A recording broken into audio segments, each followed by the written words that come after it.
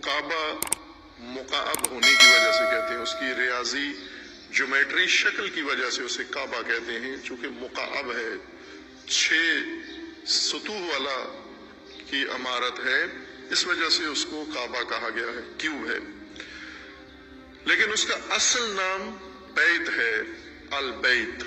जिस तरह कुरान का असल नाम कुरान में अल किताब है, कुरान उसकी सिफत है, इसी तरह काबा मुकर्रमा का असल नाम अल बैत है, काबा उसकी सिफत है, उसकी शक्ल की वजह से उसको काबा कहा गया है। और खुसूसियत काबा को यह है कि ये किबला है। अब हम चूंकि किबला की इस्तिलाह फिक्र में हमने पढ़ी है, कुरान से पहले हम फिक्र पढ़ते हैं, और जब कुरान से पहले कोई इल्म इंसान पढ़ लेता है तो उस इल्म के मुताबिक इंसान का जहन बन जाता है। फिर कुरान जब पढ़ता है तो उसी इल्म के तनाजुर में कुरान का भी माना व तफसीर करता है।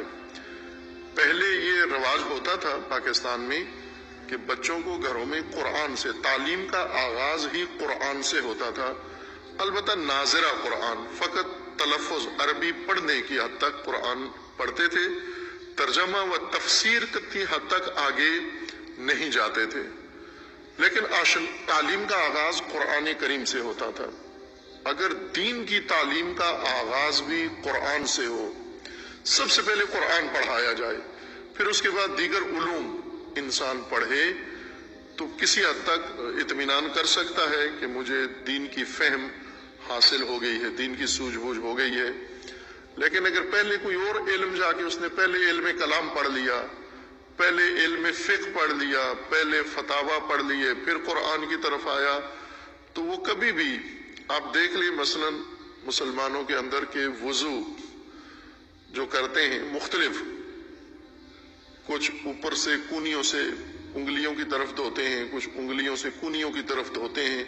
ये क्यों ऐसा करते हैं? कुरान में 2 आयतें तो नहीं है वुजू की, 1 आयत है। ये 2 तरह से, उस 1 आयत से 2 तरह का वुजू क्यों करते हैं? ये उसकी वजह यह है कि दोनों ने कुरान से पहले अपना फिक्र पढ़ी है, इल्म फिक्र पढ़ा है, फतावा पढ़े हैं। उनकी फतावा में लिखा हुआ है कि वुजू इस तरह होता है। लिहाजा अब कुरान की जब आयत पढ़ते हैं तो उसको फतावा के मुताबिक माना करते हैं। अगर ये फतावा से पहले कुरान पढ़ लेते तो कुरान में 2 वुजू तो नहीं है, 1 वुजू लिखा हुआ है कि आप इस तरह से वुजू करो, तो एक तरह से वुजू करते। और ये अलमिया उमूमी है कि हम दीन के लिए, दीन शनासी के लिए कुरान से पहले बहुत कुछ पढ़ लेते हैं, और जो हम पढ़ लेते हैं वो हमारे जहनों में जम जाता है, रासिख हो जाता है, पक्का हो जाता है। फिर कुरान जब पढ़ते हैं तो उसे, वो जो पहला उलूम की वजह से जहनियत बन चुकी है, उसे तब्दील नहीं करते, बल्कि कुरान की तहरीफ कर देते हैं, कुरान के मानी में रद्द बदल कर देते हैं, कुरान के मानी में, तफसीर में हेर फेर कर देते हैं। लेकिन वो जो फिक्र से पढ़ा है उसको नहीं छेड़ते कि ये भी इश्तिबाह हो सकता है।